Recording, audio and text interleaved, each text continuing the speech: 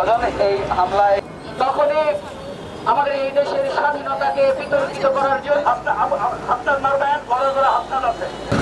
আসসালামু আলাইকুম সংগ্রামী সাথী বন্ধুগণ, আপনারা আপনাদের থেকে দেশটা দিয়ে তাদেরকে সকলে ইতিমধ্যে অবগত হয়েছে যে আমাদের দেশের যে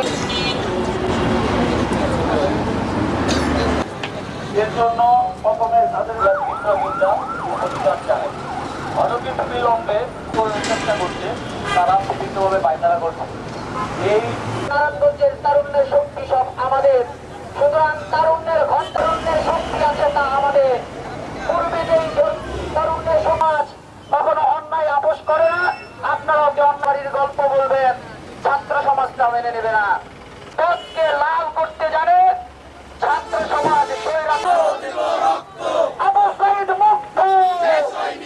উপস্থিত রয়েছে। সুতরাং আমাদের আহত পরিবারের অনেকেই এখানে উপস্থিত রয়েছে।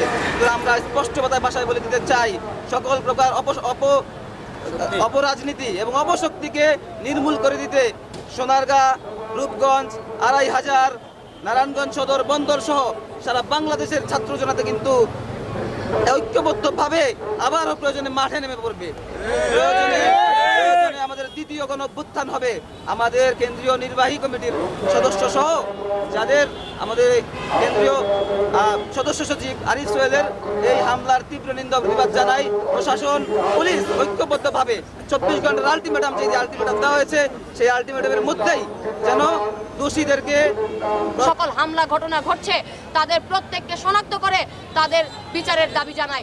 আমরা স্পষ্ট বলছি, আগামী ৪৮ ঘন্টার মধ্যে আমরা এই গতকাল রাতের যে ছিনতাই কিংবা যে হামলার ঘটনা, সেই হামলার ঘটনার সাথে কারা জড়িত, কারা এর ইন্ধনদাতা, তাদেরকে শনাক্ত করে তাদের গ্রেপ্তার এবং বিচারের দাবি জানাচ্ছি।